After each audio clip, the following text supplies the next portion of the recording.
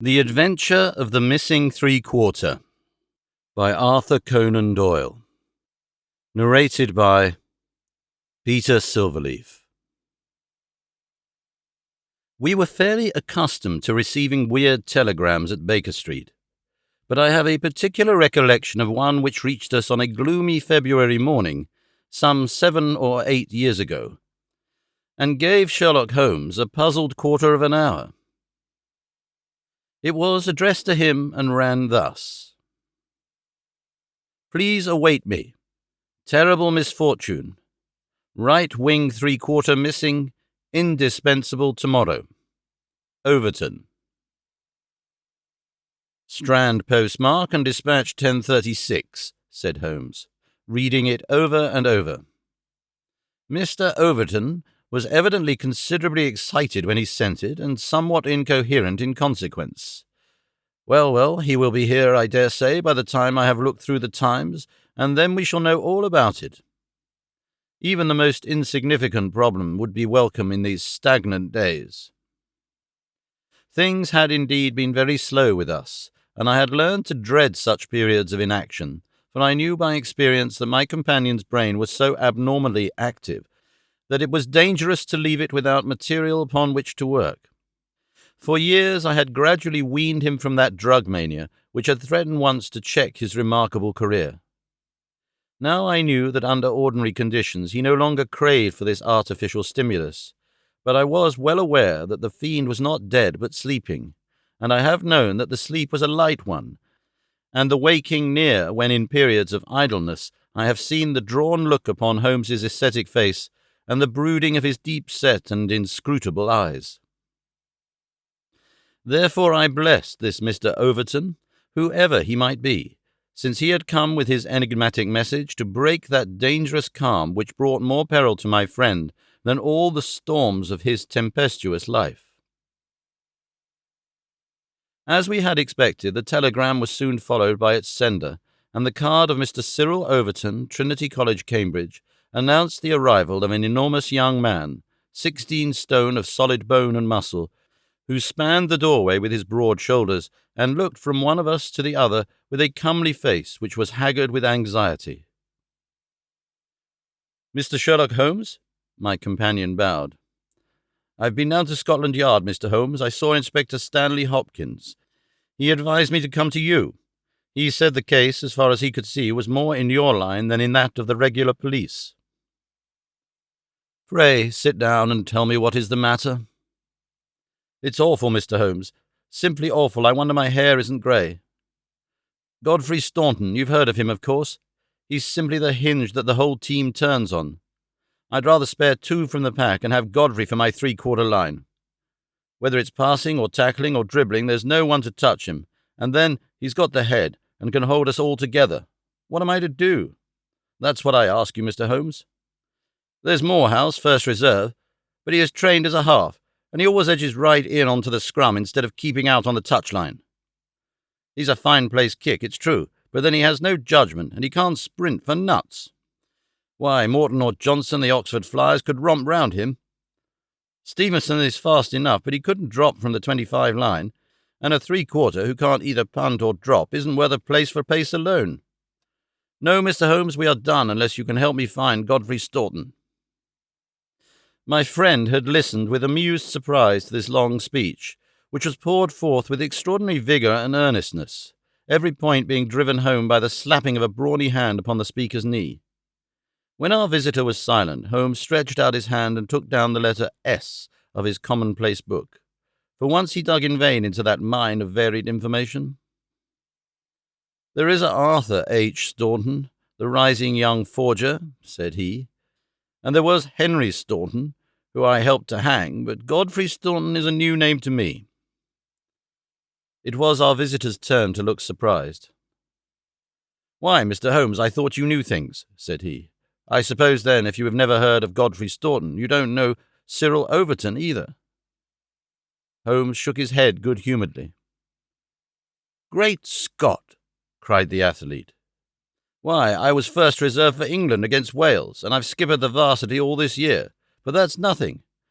I didn't think there was a soul in England who didn't know Godfrey Staunton, The crack 3/4, Cambridge, Blackheath, and 5 internationals? Good Lord, Mr. Holmes, where have you lived?" Holmes laughed at the young giant's naive astonishment. "You live in a different world to me, Mr. Overton, a sweeter and healthier one. My ramifications stretch out into many sections of society, but never, I am happy to say, into amateur sport, which is the best and soundest thing in England. However, your unexpected visit this morning shows me that even in the world of fresh air and fair play there may be work for me to do. So now, my good sir, I beg you to sit down and to tell me, slowly and quietly, exactly what it is that has occurred and how you desire that I should help you." Young Overton's face assumed the bothered look of the man who is more accustomed to using his muscles than his wits, but by degrees, with many repetitions and obscurities which I may omit from his narrative, he laid his strange story before us. "It's this way, Mr. Holmes. As I have said, I am the skipper of the rugged team of Cambridge, varsity, and Godfrey Staunton is my best man. Tomorrow we play Oxford. Yesterday we all came up and we settled at Bentley's private hotel. At 10 o'clock I went round and I saw that all the fellows had gone to roost, for I believe in strict training and plenty of sleep to keep a team fit. I had a word or two with Godfrey before he turned in. He seemed to me to be pale and bothered. I asked him what was the matter. He said he was all right, just a touch of headache. I bade him good night and left him. Half an hour later the porter tells me that a rough-looking man with a beard called with a note for Godfrey. He had not gone to bed, and the note was taken to his room. Godfrey read it and fell back in a chair as if he had been poleaxed. The porter was so scared that he was going to fetch me, but Godfrey stopped him, had a drink of water, and pulled himself together. Then he went downstairs, said a few words to the man who was sitting in the hall, and the two of them went off together. The last thing that the porter saw of them, they were almost running down the street in the direction of the Strand. This morning Godfrey's room was empty, his bed had never been slept in, and his things were all just as I had seen them the night before. He had gone off at a moment's notice with this stranger, and no word has come from him since. I don't believe he will ever come back. He was a sportsman, was Godfrey, down to his marrow, and he wouldn't have stopped his training and let in his skipper if it were not for some cause that was too strong for him. No, I feel as if he were gone for good, and we should never see him again." Sherlock Holmes listened with the deepest attention to this singular narrative. "What did you do?" he asked. "I wired to Cambridge to learn if anything had been heard of him there. I have had an answer. No one has seen him." "Could he have got back to Cambridge?" "Yes, there is a late train, 11:15. But so far as you can ascertain, he did not take it." "No, he has not been seen." "What did you do next?" "I wired to Lord Mount James." "Why to Lord Mount James?" "Godfrey is an orphan, and Lord Mount James is his nearest relative, his uncle, I believe." "Indeed. This throws new light upon the matter. Lord Mount James is one of the richest men in England." "So I've heard Godfrey say." "And your friend was closely related?" "Yes, he was his heir, and the old boy is nearly 80. Cram full of gout, too. They say he could chalk his billiard cue with his knuckles. He never allowed Godfrey a shilling in his life, for he's an absolute miser, but it will all come to him right enough." "Have you heard from Lord Mount James?" "No." "What motive could your friend have in going to Lord Mount James?" "Well, something was worrying him the night before, and if it was to do with money, it is possible that he would make for his nearest relative, who had so much of it. Though from all I have heard, he would not have much chance of getting it. Godfrey was not fond of the old man. He would not go if he could help it." "Well, we can soon determine that. If your friend was going to his relative, Lord Mount James, you have then to explain the visit of this rough-looking fellow at so late an hour, and the agitation that was caused by his coming." Cyril Overton pressed his hands to his head. "I can make nothing of it," said he. "Well, well, I have a clear day, and I shall be happy to look into the matter," said Holmes. "I should strongly recommend you to make your preparations for your match without reference to this young gentleman. It must, as you say, have been an overpowering necessity which tore him away in such a fashion, and the same necessity is likely to hold him away. Let us step round together to the hotel and see if the porter can throw any fresh light upon the matter." Sherlock Holmes was a past master in the art of putting a humble witness at his ease, and very soon in the privacy of Godfrey Staunton's abandoned room he had extracted all that the porter had to tell. The visitor of the night before was not a gentleman, neither was he a working man. He was simply what the porter described as a medium-looking chap, a man of 50, beard grizzled, pale face, quietly dressed. He seemed himself to be agitated. The porter had observed his hand trembling when he had held out the note. Godfrey Staunton had crammed the note into his pocket. Staunton had not shaken hands with the man in the hall. They had exchanged a few sentences, of which the porter had only distinguished the one word, time. They then had hurried off in the manner described. It was just 10:30 by the hall clock. "Let me see," said Holmes, seating himself on Staunton's bed. "You are the day porter, are you not?" "Yes, sir, I go off at 11. "The night porter saw nothing, I suppose?" "No, sir. One theatre party came in late, no one else." "Were you on duty all day yesterday?" "Yes, sir." "Did you take any messages to Mr. Staunton?" "Yes, sir. One telegram." "Ah, that's interesting. What o'clock was this?" "About 6. "Where was Mr. Staunton when he received it?" "Here, in his room." "Were you present when he opened it?" "Yes, sir. I waited to see if there was an answer." "Well, was there?" "Yes, sir. He wrote an answer." "Did you take it?" "No, he took it himself." "But he wrote it in your presence?" "Yes, sir. I was standing by the door, and he with his back turned at the table. When he had written it, he said, 'All right, porter, I will take this myself.'" "What did he write it with?" "A pen, sir." "Was the telegraphic form one of these on the table?" "Yes, sir, it was the top one." Holmes rose. Taking the forms, he carried them over to the window and carefully examined that which was uppermost. "It is a pity he did not write in pencil," said he, throwing them down again with a shrug of disappointment. "As you have no doubt frequently observed, Watson, the impression usually goes through, a fact which has dissolved many a happy marriage. However, I can find no trace here. I rejoice, however, to perceive that he wrote with a broad-pointed quill pen, and I can hardly doubt that we will find some impression upon this blotting-pad. Ah, yes, surely this is the very thing." He tore off a strip of the blotting paper and turned towards us the hieroglyphic. Cyril Overton was much excited. "Hold it to the glass," he cried. "That is unnecessary," said Holmes. "The paper is thin, and the reverse will give the message. Here it is." He turned it over, and we read. "So that is the tail end of the telegram which Godfrey Staunton dispatched within a few hours of his disappearance. There are at least 6 words of the message which have escaped us, but what remains? 'Stand by us for God's sake,' proves that this young man saw a formidable danger which approached him, and from which someone else could protect him. Us, mark you, another person was involved. Who should it be but the pale-faced bearded man who seemed himself in so nervous a state? What, then, is the connection between Godfrey Staunton and the bearded man? And what is the third source from which each of them sought for help against pressing danger? Our inquiry has already narrowed down to that. We have only to find to whom that telegram is addressed," I suggested. "Exactly, my dear Watson. Your reflection, though profound, had already crossed my mind. But I dare say it may have come to your notice that, counterfoil of another man's message, there may be some disinclination on the part of the officials to oblige you. There is so much red tape in these matters. However, I have no doubt that with a little delicacy and finesse the end may be attained. Meanwhile, I should like, in your presence, Mr. Overton, to go through these papers which have been left upon the table."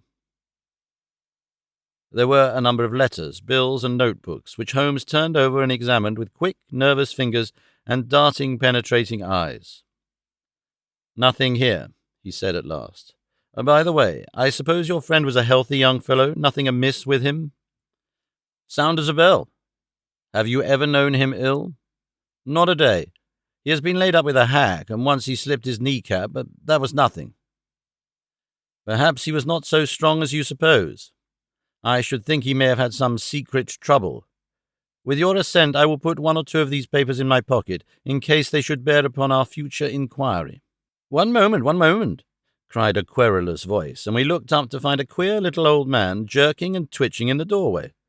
He was dressed in rusty black, with a very broad-brimmed top hat and a loose white necktie, the whole effect being that of a very rustic parson or of an undertaker's mute. Yet, in spite of his shabby and even absurd appearance, his voice had a sharp crackle, and his manner a quick intensity which commanded attention. "Who are you, sir, and by what right do you touch this gentleman's papers?" he asked. "I am a private detective, and I am endeavouring to explain his disappearance." "Oh, you are you? And who instructed you, eh?" "This gentleman, Mr. Staunton's friend, was referred to me by Scotland Yard." "Who are you, sir?" "I am Cyril Overton." "Then it is you who sent me a telegram. My name is Lord Mount James. I came round as quickly as the Bywater bus would bring me. So you have instructed a detective?" "Yes, sir." "And are you prepared to meet the cost?" "I have no doubt, sir, that my friend Godfrey, when we find him, will be prepared to do that." "But if he is never found, eh? Answer me that." "In that case, no doubt, his family." "Nothing of the sort, sir," screamed the little man. "Don't look to me for a penny, not a penny. You understand that, Mr. Detective? I am all the family that this young man has got, and I tell you that I am not responsible. If he has any expectations, it is due to the fact that I have never wasted money, and I do not propose to begin to do so now. As to those papers, with which you are making so free, I may tell you that in the case there should be anything of value in them, you will be held strictly to account for what you do with them." "Very good, sir," said Sherlock Holmes. "May I ask, in the meanwhile, whether you have yourself any theory to account for this young man's disappearance?" "No, sir, I have not. He is big enough and old enough to look after himself, and if he is so foolish as to lose himself, I entirely refuse to accept the responsibility of hunting for him." "I quite understand your position," said Holmes, with a mischievous twinkle in his eyes. "Perhaps you don't quite understand mine. Godfrey Staunton appears to have been a poor man. If he has been kidnapped, it could not have been for anything which he himself possesses. The fame of your wealth has gone abroad, Lord Mount James, and it is entirely possible that a gang of thieves have secured your nephew in order to gain from him some information as to your house, your habits, and your treasure." The face of our unpleasant little visitor turned as white as his neckcloth. "Heavens, sir, what an idea! I never thought of such villainy. What inhuman rogues there are in the world! But Godfrey is a fine lad, a staunch lad. Nothing would induce him to give his old uncle away. I'll have the plate moved over to the bank this evening. In the meantime, spare no pains, Mr. Detective. I beg you to leave no stone unturned to bring him safely back. As to money, well, so far as a fiver or even a tenner goes, you can always look to me." Even in his chastened frame of mind, the noble miser could give us no information which could help us, for he knew little of the private life of his nephew.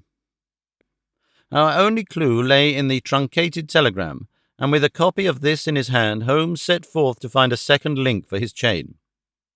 We had shaken off Lord Mount James, and Overton had gone to consult with the other members of his team over the misfortune which had befallen them. There was a telegraph office at a short distance from the hotel. We halted outside it. "It's worth trying, Watson," said Holmes.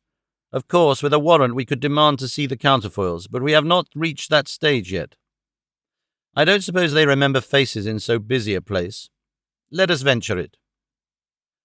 "I am sorry to trouble you," said he in his blandest manner to the young woman behind the grating. "There is some small mistake about a telegram I sent yesterday. I have had no answer, and I very much fear that I have omitted to put my name at the end. Could you tell me if this was so?" The young woman turned over a sheaf of counterfoils. "What o'clock was it?" she asked. "A little after 6. "Whom was it to?" Holmes put his finger to his lips and glanced at me. "The last words in it were, 'For God's sake,'" he whispered confidentially. "I'm very anxious at getting no answer." The young woman separated one of the forms. "This is it, "There is no name," said she, smoothing it out upon the counter. "Then that, of course, accounts for my getting no answer," said Holmes. "Dear me, how very stupid of me, to be sure. Good morning, miss, and many thanks for having relieved my mind." He chuckled and rubbed his hands when we found ourselves in the street once more.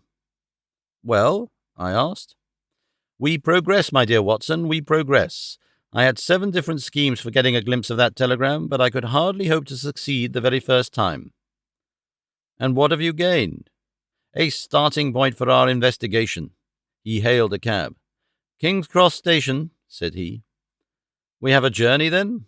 "Yes, I think we must run down to Cambridge together. All the indications seem to me to point in that direction." "Tell me," I asked as we rattled up Gray's Inn Road, "have you any suspicion yet as to the cause of the disappearance?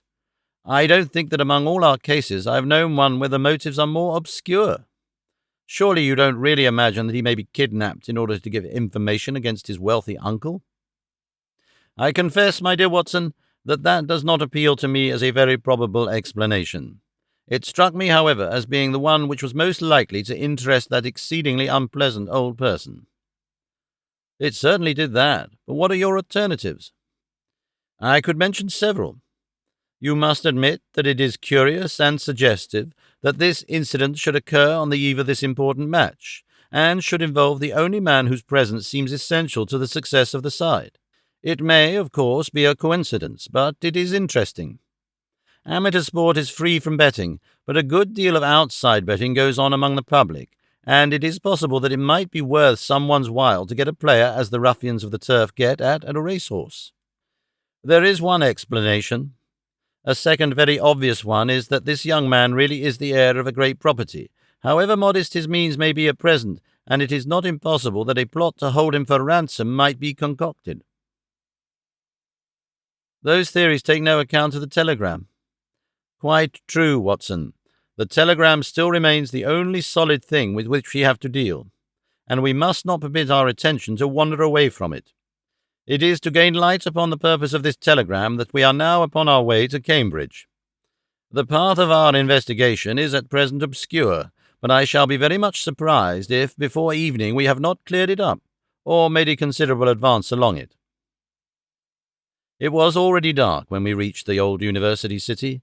Holmes took a cab at the station and ordered the man to drive to the house of Dr. Leslie Armstrong. A few minutes later, we had stopped at a large mansion in the busiest thoroughfare. We were shown in, and after a long wait, were at last admitted into the consulting room, where we found the doctor seated behind his table. It argues the degree in which I had lost touch with my profession that the name of Leslie Armstrong was unknown to me. Now, I am aware that he is not only one of the heads of the medical school of the university, but a thinker of European reputation in more than one branch of science. Yet even without knowing his brilliant record, one could not fail to be impressed by a mere glance at the man, the square, massive face, the brooding eyes under the thatched brows, and the granite moulding of the inflexible jaw. A man of deep character, a man with an alert mind, grim, ascetic, self-contained, formidable. So I read Dr. Leslie Armstrong. He held my friend's card in his hand, and he looked up with no very pleased expression upon his dour features. "I have heard your name, Mr. Sherlock Holmes, and I am aware of your profession, one of which I by no means approve." "In that, Doctor, you will find yourself in agreement with every criminal in the country," said my friend quietly. "So far as your efforts are directed towards the suppression of crime, sir, they must have the support of every reasonable member of the community, though I cannot doubt that the official machinery is amply sufficient for the purpose. Where your calling is more open to criticism is when you pry into the secrets of private individuals, when you rake up family matters which are better hidden, and when you incidentally waste the time of men who are more busy than yourself. At the present moment, for example, I should be writing a treatise instead of conversing with you." "No doubt, Doctor, and yet the conversation may prove more important than the treatise. Incidentally, I may tell you that we are doing the reverse of what you very justly blame, and that we are endeavouring to prevent anything like public exposure of private matters, which must necessarily follow when once the case is fairly in the hands of the official police. You may look upon me simply as an irregular pioneer who goes in front of the regular forces of the country. I have come to ask you about Mr. Godfrey Staunton." "What about him?" "You know him, do you not?" "He is an intimate friend of mine." "You are aware that he has disappeared?" "Ah, indeed." There was no change of expression in the rugged features of the doctor. "He left his hotel last night. He has not been heard of." "No doubt he will return." "Tomorrow is the varsity football match." "I have no sympathies with these childish games. The young man's fate interests me deeply, since I know him and like him. The football match does not come within my horizon at all." "I claim your sympathy, then, in my investigation of Mr. Staunton's fate. Do you know where he is?" "Certainly not." "You have not seen him since yesterday?" "No, I have not." "Was Mr. Staunton a healthy man?" "Absolutely." "Did you ever know him ill?" "Never." Holmes popped a sheet of paper before the doctor's eyes. "Then perhaps you will explain this receipted bill for 13 guineas, paid by Mr. Godfrey Staunton last month to Dr. Leslie Armstrong of Cambridge. I picked it out from among the papers upon his desk." The doctor flushed with anger. "I do not feel that there is any reason why I should render an explanation to you, Mr. Holmes." Holmes replaced the bill in his notebook. "If you prefer a public explanation, it must come sooner or later," said he. "I have already told you that I can hush up that which others will be bound to publish, and you would really be wiser to take me into your complete confidence." "I know nothing about it." "Did you hear from Mr. Staunton in London?" "Certainly not." Dear me, the post office again." Holmes sighed wearily. "A most urgent telegram was dispatched to you from London by Godfrey Staunton at 6:15 yesterday evening, a telegram which is undoubtedly associated with his disappearance, and yet you have not had it. It is most culpable. I shall certainly go down to the office here and register a complaint." Dr. Armstrong sprang up from behind his desk, and his dark face was crimson with fury. "I'll trouble you to walk out of my house, sir," said he. "You can tell your employer, Lord Mount James, that I do not wish to have anything to do with either him or with his agents. No, sir, not another word." He rang the bell furiously. "John, show these gentlemen out." A pompous butler ushered us severely to the door, and we found ourselves in the street. Holmes burst out laughing. "Dr. Leslie Armstrong is certainly a man of energy and character," said he. "I have not seen a man who, if he turns his talents that way, was more calculated to fill the gap left by the illustrious Moriarty. And now, my poor Watson, here we are, stranded and friendless in this inhospitable town, which we cannot leave without abandoning our case. This little inn just opposite Armstrong's house is singularly adapted to our needs. If you would engage a front room and purchase the necessaries for the night, I may have time to make a few inquiries." These few inquiries proved, however, to be a more lengthy proceeding than Holmes had imagined, for he did not return to the inn until nearly 9 o'clock. He was pale and dejected, stained with dust, and exhausted with hunger and fatigue. A cold supper was ready upon the table, and when his needs were satisfied and his pipe alight, he was ready to take that half-comic and wholly philosophic view which was natural to him when his affairs were going awry. The sound of carriage wheels caused him to rise and glance out of the window. A broom and pair of greys, under the glare of a gas lamp, stood before the doctor's door. "It's been out there 3 hours," said Holmes. "Started at 6:30, and here it is back again. That gives a radius of 10 or 12 miles, and he does it once or sometimes twice a day." "No unusual thing for a doctor in practice." "But Armstrong is not really a doctor in practice. He is a lecturer and a consultant, but he does not care for general practice, which distracts him from his literary work. Why, then, does he make these long journeys, which must be exceedingly irksome to him, and who is it that he visits?" "His coachman?" "My dear Watson, can you doubt that it was to him that I first applied? I do not know whether it came from his own innate depravity or from the promptings of his master, but he was rude enough to set a dog at me. Neither dog nor man liked the look of my stick, however, and the matter fell through. Relations were strained after that, and further inquiries out of the question. All that I have learned I got from a friendly native in the yard of our own inn. It was he who told me of the doctor's habits and of his daily journey. At that instant, to give point to his words, the carriage came round to the door. Could you not follow it? Excellent, Watson. You are scintillating this evening. The idea did cross my mind. There is, as you may have observed, a bicycle shop next to our inn. Into this I rushed, engaged a bicycle, and was able to get started before the carriage was quite out of sight. I rapidly overtook it, and then, keeping at a discreet distance of 100 yards or so, I followed its lights until we were clear of the town. We had got well out on the country road when a somewhat mortifying incident occurred. The carriage stopped, the doctor alighted, walked swiftly back to where I had also halted, and told me in an excellent sardonic fashion that he feared the road was narrow, and that he hoped his carriage did not impede the passage of my bicycle. Nothing could have been more admirable than his way of putting it. I at once rode past the carriage, and, keeping to the main road, I went on for a few miles, and then halted in a convenient place to see if the carriage passed. There was no sign of it, however, and so it became evident that it had turned down one of several side roads which I had observed. I rode back, but again saw nothing of the carriage, and now, as you perceive, it has returned after me. Of course, I had at the outset no particular reason to connect these journeys with the disappearance of Godfrey Staunton, and was only inclined to investigate them on the general ground that everything which concerns Dr. Armstrong is, at present, of interest to us. But now that I find he keeps so keen a lookout upon anyone who may follow him on these excursions, the affair appears more important, and I shall not be satisfied until I have made the matter clear. We can follow him tomorrow. Can we? It is not so easy as you seem to think. You are not familiar with Cambridgeshire scenery, are you? It does not lend itself to concealment.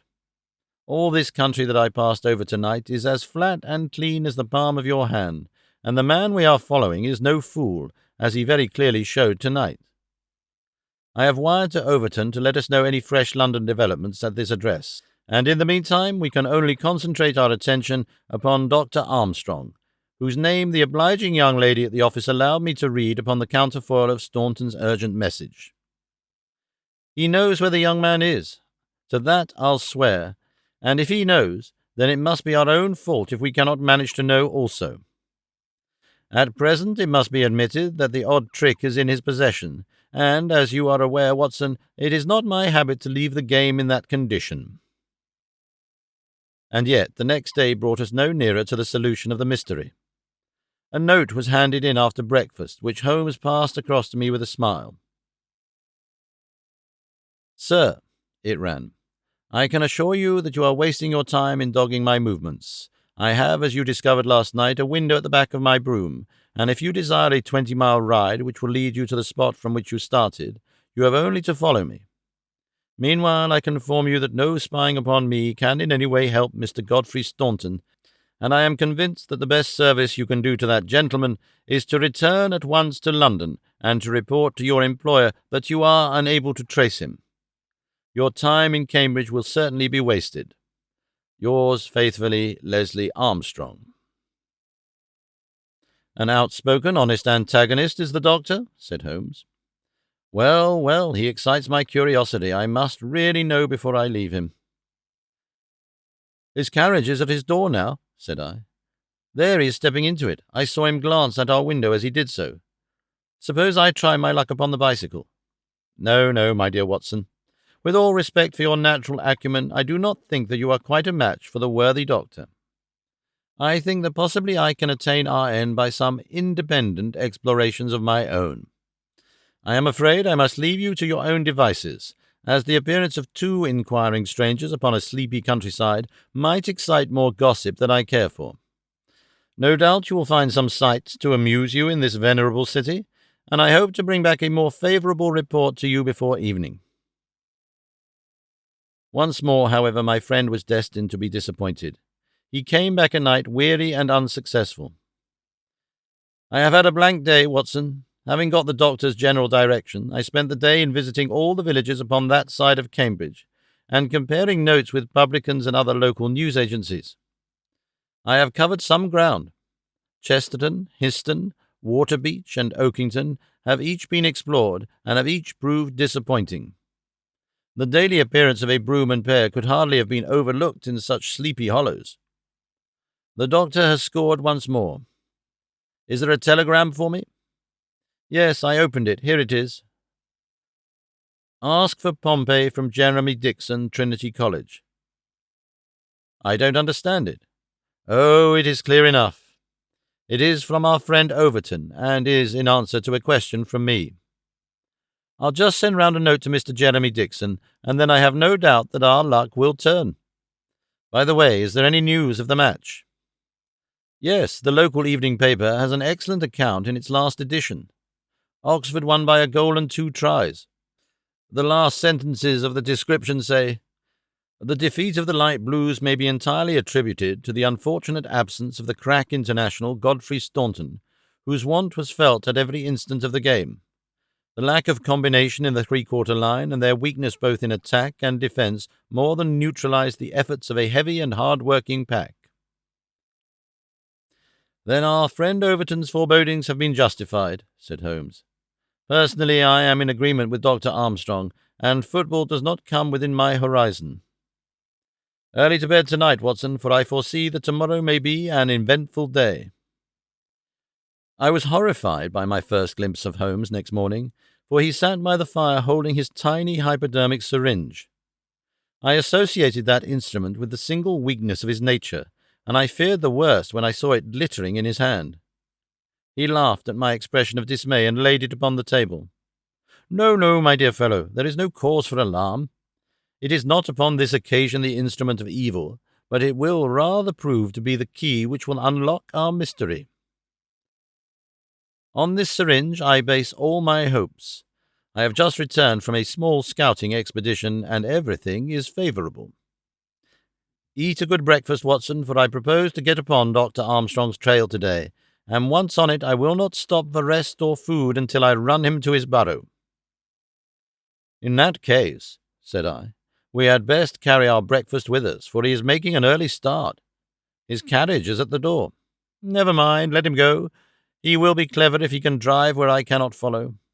When you have finished, come downstairs with me, and I will introduce you to a detective who is a very eminent specialist in the work that lies before us." When we descended, I followed Holmes into the stable yard, where he opened the door of a loose box and led out a squat, lop-eared, white and tan dog, something between a beagle and a foxhound. "Let me introduce you to Pompey," said he. "Pompey is the pride of the local draghounds. No great flyer, as his build will show, but a staunch hound on a scent. Well, Pompey, you may not be fast, but I expect you will be too fast for a couple of middle-aged London gentlemen. So I will take the liberty of fastening this leather leash to your collar. Now, boy, come along and show what you can do." He led him across to the doctor's door. The dog sniffed round for an instant, and then with a shrill whine of excitement started off down the street, tugging at his leash in his efforts to go faster. In half an hour we were clear of the town and hastening down a country road. "What have you done, Holmes?" I asked. "A threadbare and venerable device, but useful upon occasion. I walked into the doctor's yard this morning and shot my syringe full of aniseed over the hind wheel. A draghound will follow aniseed from here to John O'Groats, and our friend Armstrong would have to drive through the Cam before he would shake Pompey off his trail. Oh, the cunning rascal! This is how he gave me the slip the other night." The dog had suddenly turned out of the main road into a grass-grown lane. Half a mile farther, this opened into another broad road, and the trail turned hard to the right in the direction of the town, which we had just quitted. The road took a sweep to the south of the town, and continued in the opposite direction to that in which we started. "This detour has been entirely for our benefit, then," said Holmes. "No wonder that my inquiries among those villagers led to nothing. The doctor has certainly played the game for all it is worth, and one would like to know the reason for such elaborate deception. This should be the village of Trumpington to the right of us, and, by Jove, here is the broom coming round the corner. Quick, Watson, quick, or we are done." He sprang through a gate into a field, dragging the reluctant Pompey after him. We had hardly got under the shelter of the hedge when the carriage rattled past. I caught a glimpse of Dr. Armstrong within, his shoulders bowed, his head sunk on his hands, the very image of distress. I could tell by my companion's graver face that he also had seen. "I fear there is some dark ending to our quest," said he. "It cannot be long before we know it. Come, Pompey. Ah, it is the cottage in the field." There could be no doubt that we had reached the end of our journey. Pompey ran about and whined eagerly outside the gate, where the marks of the broom's wheels were still to be seen. A footpath led across to the lonely cottage. Holmes tied the dog to the hedge, and we hastened onward. My friend knocked at the little rustic door, and knocked again without response. And yet the cottage was not deserted, for a low sound came to our ears, a kind of drone of misery and despair which was indescribably melancholy. Holmes paused irresolute, and then he glanced back at the road which he had just traversed. A brougham was coming down it, and there could be no mistaking those grey horses. "By Jove, the doctor is coming back," cried Holmes. "That settles it. We are bound to see what it means before he comes." He opened the door, and we stepped into the hall. The droning sound swelled louder upon our ears until it became one long, deep wail of distress. It came from upstairs. Holmes darted up, and I followed him. He pushed open a half-closed door, and we both stood appalled at the sight before us. A woman, young and beautiful, was lying dead upon the bed. Her calm, pale face, with dim, wide-opened blue eyes, looked upward from amid a great tangle of golden hair. At the foot of the bed, half sitting, half kneeling, his face buried in the clothes, was a young man, whose frame was racked by his sobs. So absorbed was he by his bitter grief that he never looked up until Holmes's hand was on his shoulder. "Are you Mr. Godfrey Staunton?" Yes, I am. But you are too late. She is dead." The man was so dazed that he could not be made to understand that we were anything but doctors who had been sent to his assistance. Holmes was endeavouring to utter a few words of consolation and to explain the alarm which had been caused to his friends by his sudden disappearance, when there was a step upon the stairs, and there was the heavy, stern, questioning face of Dr. Armstrong at the door. "So, gentlemen," said he, "you have attained your end and have certainly chosen a particularly delicate moment for your intrusion. I would not brawl in the presence of death, but I can assure you that if I were a younger man, your monstrous conduct would not pass with impunity." "Excuse me, Dr. Armstrong, I think we are a little cross-purposes," said my friend with dignity. "If you could step downstairs with us, we may each be able to give some light to the other upon this miserable affair." A minute later, the grim doctor and ourselves were in the sitting-room below. "Well, sir," said he, "I wish you to understand in the first place that I am not employed by Lord Mount James, and that my sympathies in this matter are entirely against that nobleman. When a man is lost, it is my duty to ascertain his fate, but having done so, the matter ends so far as I am concerned, and so long as there is nothing criminal, I am much more anxious to hush up private scandals than to give them publicity. If, as I imagine, there is no breach of the law in this matter, you can absolutely depend upon my discretion and my cooperation in keeping the facts out of the papers."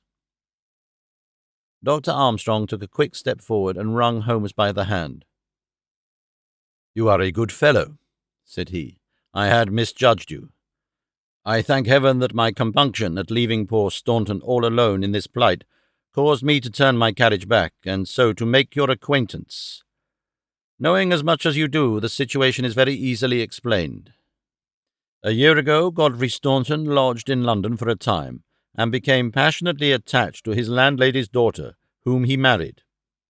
She was as good as she was beautiful, and as intelligent as she was good.